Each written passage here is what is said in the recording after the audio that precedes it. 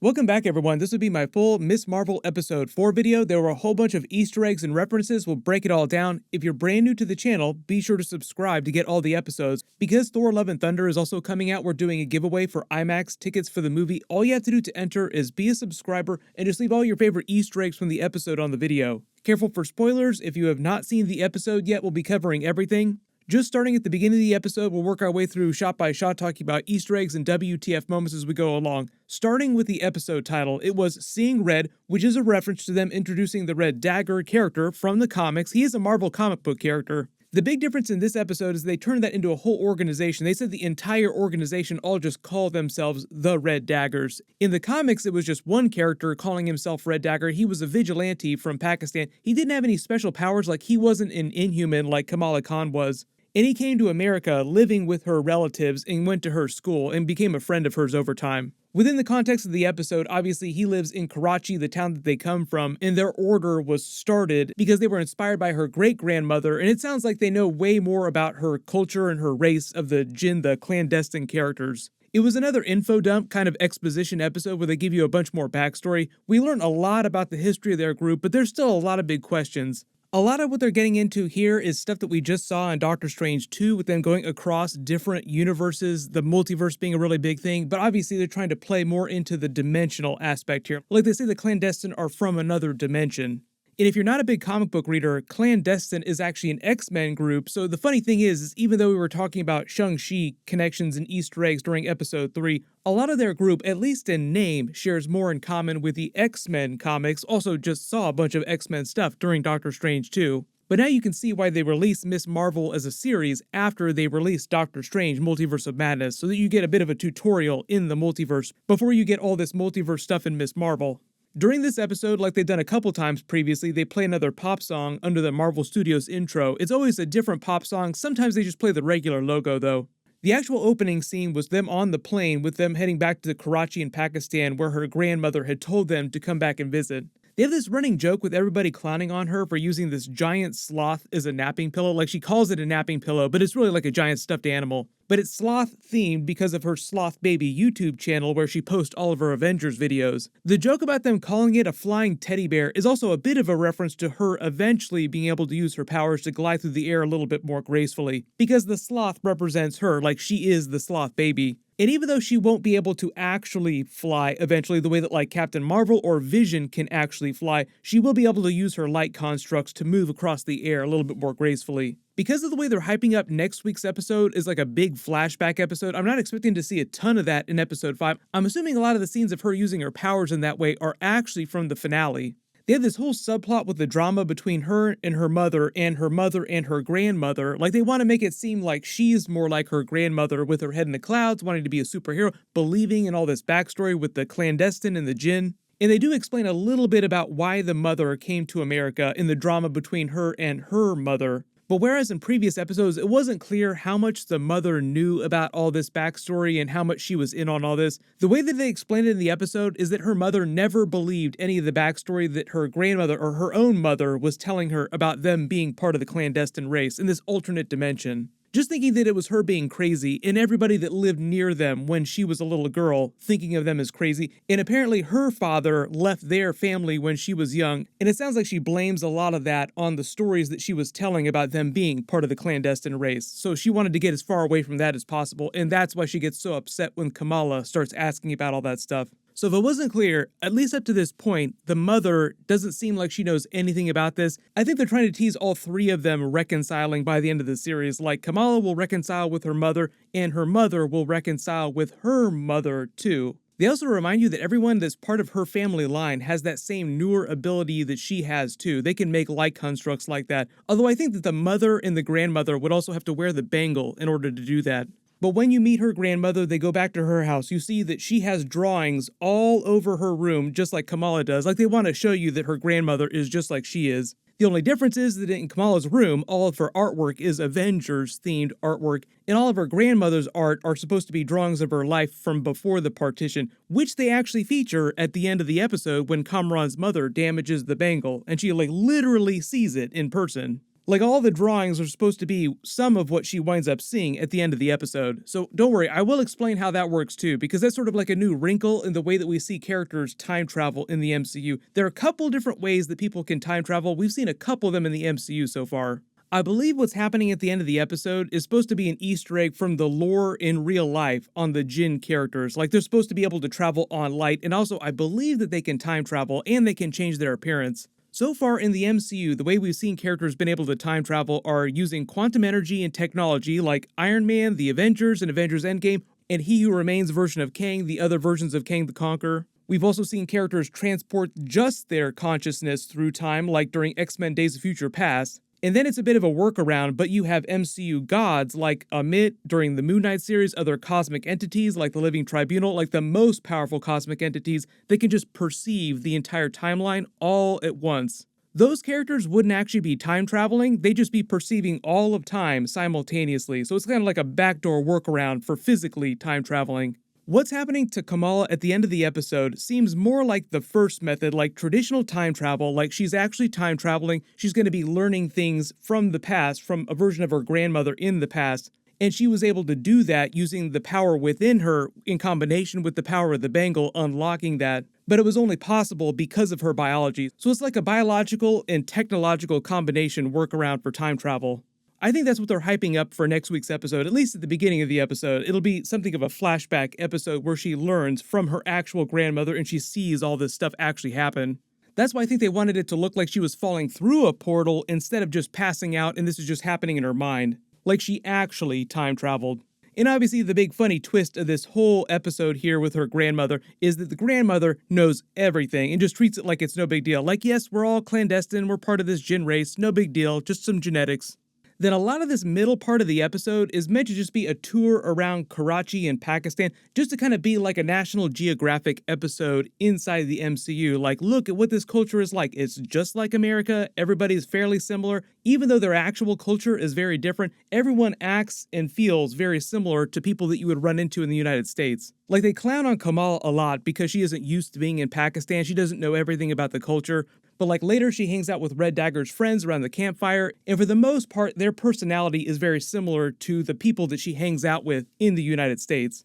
So a lot of this part of the episode is just helping her learn about her own family's history in this part of the world, but also in just showing it to you, because this will be brand new for a lot of people who just haven't visited that place in the world. When her cousins take her on the tour of the city, they reference the British Raj in the late 1800s. Those were the same forces, like the British forces just in general in India, the Victorian era, the British East Indies Company that her great-grandmother and Kamran's mother were trying to avoid while they were looking through that ancient Ten Rings temple for the bangle. I talked about this during my episode 3 video, but the temple itself in that area was just supposed to be way more ancient, because they'd only been on Earth for about 20 years or so at that time. In present day, when Kamala's learning about all this stuff, she says that they've been on Earth for about 100 years, so in the flashbacks, they take place in the 1940s, they'd only have been there for about 20 years. Long enough for Kamala's great-grandmother to start a family and have her grandmother.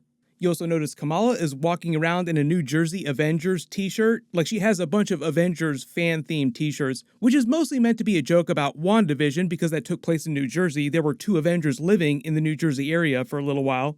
But also in the comics, there are various splinter groups of Avengers all over the United States, like the most famous one being the West Coast Avengers. There have been a lot of Easter eggs for them during Marvel Phase 4. Like, there's a lot of Avengers-related stuff just happening on the West Coast in general. Like She-Hulk, for instance, takes place in Los Angeles. Shang-Chi, Ant-Man also take place in San Francisco. Then you have even more obscure groups like the Great Lakes Avengers. Everybody always clowns on the Great Lakes Adventures. There's so many jokes about them, just because they're like C and D-list Avengers characters that nobody has ever heard of. I'm just waiting for one of these Marvel series or one of these Marvel movies to make a joke about the Great Lakes Avengers. Then you know it's a deep cut. She goes to the train station to foreshadow her going to the train station in the flashbacks at the end of the episode. You also notice she's wearing her comic book accurate looking mask that Bruno gave her previously. She finds some artwork of Ant-Man drawn on the wall, and according to the description, it's part of a series of Avengers and Karachi mashup stories. It's more of a reference to how the Avengers have become pop culture icons everywhere around the world. Like, if they weren't famous before Avengers Endgame, all of them are famous now. And it's also a bit of a reference to Kamala Khan, Miss Marvel, being an Avenger-type character in Karachi, like Karachi/Avengers. But then she meets Red Dagger at the point of one of his daggers, like she meets the dagger before she meets the actual Red Dagger character. I've already explained most of his character. He's pretty simple in the comics, like he's just a vigilante from Pakistan where her family comes from who winds up in her town in Jersey City. Obviously they're using him a little bit differently during the TV show. We do learn that his knives can break her constructs. I'm assuming that's because they're fortified, like they're special knives because they know so much about the clandestine race. They make references to Teenage Mutant Ninja Turtles and Donkey Kong. He also claims that he was able to sense her Noor, which seems like a pretty big deal that they never fully explain, like either he's trained or there's some special energy signature that it gives off that allows him to sense it.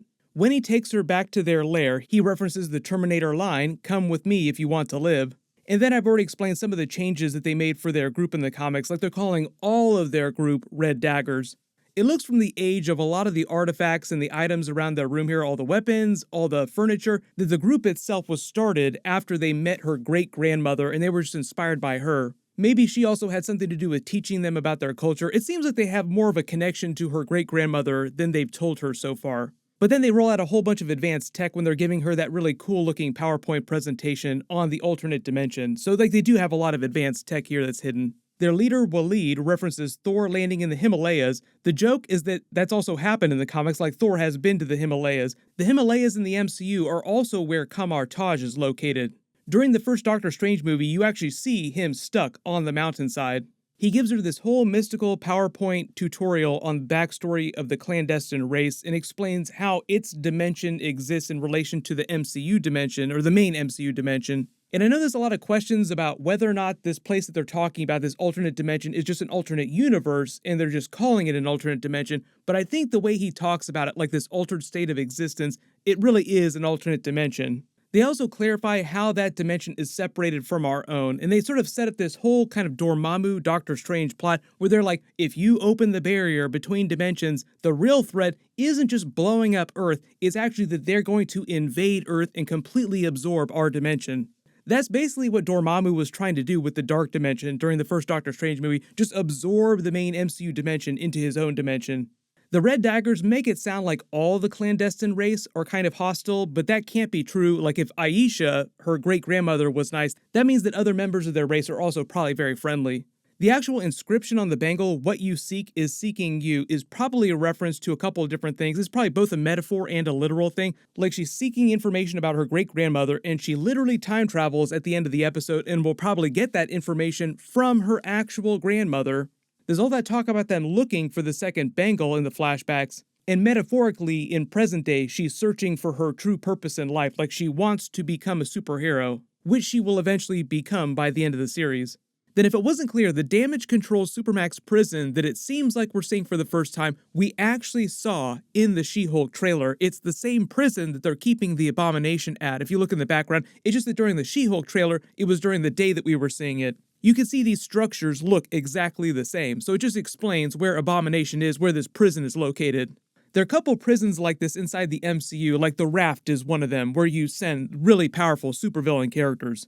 This just confirms that they're trying to help set up the She-Hulk series during the Ms. Marvel series, because very literally we're going to be getting She-Hulk episodes in August. The whole thing with Kamran's mother leaving him behind is probably just leading towards a very Star Wars kind of Luke Skywalker, Darth Vader confrontation at the end of the series where Kamran has to fight her. Remember, Kamran exists the same way that Kamala Khan exists. Like he has both human DNA and clandestine DNA, so he can wield Noor the exact same way as long as he has the bangle. You notice when Kamala comes back home to her mother, you notice that the mother's eating the super old toffees that the grandmother had been saving for her all these years. That's why they're so hard. Like, be careful when you eat those, you're gonna chip a tooth. Then the Red Daggers give her that blue cloth, which will eventually become part of her comic book accurate Ms. Marvel costume from the comics. Like, eventually she'll use the blue fabric to create her new super suit. The way they're pacing things, though, it sounds like she might not actually create that comic book costume till the finale. Then if it wasn't clear, when Kamran's mother's group attacks them at the Red Dagger's special base, it's implied that they've been tracking her Noor and they've just been looking for Kamala Khan because she has the bangle. Like, they don't care about the Red Daggers at all, they're tracking her. They have a big chase scene. She's mostly still using her powers on instinct, but she's supposed to be getting better with them, like she creates the larger ramp to protect the family in the street. They also try to pay off the joke about her being a terrible driver from way back in episode 1 when she steals the truck and accidentally, quote-unquote, hits one of them, like takes them out. Oh, I totally meant to do that. Then RIP to Waleed, who's killed by Kamran's mother. I love how Red Dagger also doesn't want to check for his pulse. Like, nope, we don't need to check him. He's definitely dead. We have to go right now. And if it wasn't clear in the previous episodes, they explained that all the weapons that the Clandestine are fighting them with are made from advanced techniques and powers, so they're meant to be on par with weapons that you see in Avengers movies. Like, they're all meant to be pretty hardcore. And then, like I said before, Najma damages the bangle enough to trigger Kamala traveling through time to the actual partition event at the train station that she just spent looking at in the pictures of her grandmother. So she's basically supposed to be witnessing everything that happened that day that her great-grandmother Aisha disappeared after saving her grandmother as a little girl on that train. They keep saying that the bangle is trying to tell her something, but I think that's meant to be a metaphor for the great-grandmother, like her great-grandmother is trying to tell her something. But you probably noticed that the entire end credits of the episode was a totally different scene. Like, the new end credit scene was meant to be similar to the original one, but all the artwork is around Karachi City instead of Jersey City. And there are a couple new pieces of comic book art, but most of the art that you see here is directly out of the comics. One of the brand new pieces is the Red Dagger character. I don't believe that he was featured in the previous episode's end credits. They also ended on the green glowing Miss Marvel logo, and the logo's for her name, if that wasn't clear in all the previous episodes. It's always the same font for the logo. That's meant to be the same font as the title of the Miss Marvel comics. But every time in episodes when you see green glowing energy things, I think of the Kree, all the Captain Marvel backstory stuff that they're trying to tie this to. Like, they want her powers to make sense when they get to the Captain Marvel 2 movie. But they haven't completely explained that connection yet, because right now we're talking about alternate dimensions. It has more in common with the Shang-Chi movie than it does with the Captain Marvel movies. I think they'll try to clarify that in the next 2 episodes. Like, what does all this have to do with what's happening during the Captain Marvel 2 movie? But it sounds like most of episode 5 next week, or at least the first part of the episode, will mostly be her stuck in the past for a hot minute, learning everything she can from her actual great-grandmother Aisha, and finding out what really happened to her, and more about her powers just in general. Remember, they said that the last time that anyone ever saw her was after she saved the grandmother when she was a little girl using the bangle on this day. So early theories right now is that something happened to her that day and she somehow returned to their home dimension, and that's where she's been this whole time, or she was killed by Kamran's mother or another member of their group who just tried to take the bangle from her. Let me know in the comments though, what do you think really happened to Aisha, the great-grandmother? Why did she disappear? And do you think we'll actually see that second bangle on the show that they kept teasing during the flashbacks? Or do you think that that's just going to be a red herring? In the comics, Kamala Khan only ever has the one bangle, but the bangle in the comics doesn't have any special powers. It's just like a family heirloom that she wears to honor her ancestors. There wasn't a ton of embiggening in this episode. We'll probably see her using more comic book looking powers like she has in the comics in the last 2 episodes. If you spotted any other big Easter eggs or references during the episode that I didn't mention in the video, just write them below in the comments. In my full Miss Marvel episode 5 video, we'll post next Wednesday after they release it. I believe they're letting us post our Thor Love and Thunder reviews next Tuesday, so look out for that. My post-credit scene video, my Easter eggs breakdown video for the entire movie will post after it comes out later next week. I'm also working on a new Thor bonus video right now. That'll post next. Sam Raimi and the writer of Doctor Strange 2 just did a big commentary revealing a whole bunch of deleted scenes and Easter eggs. You can click here to learn about all the Doctor Doom during Doctor Strange 2, and you can click here for all my Thor Love and Thunder videos. Thank you so much for watching, everyone stay safe, and I'll see you guys in the next one.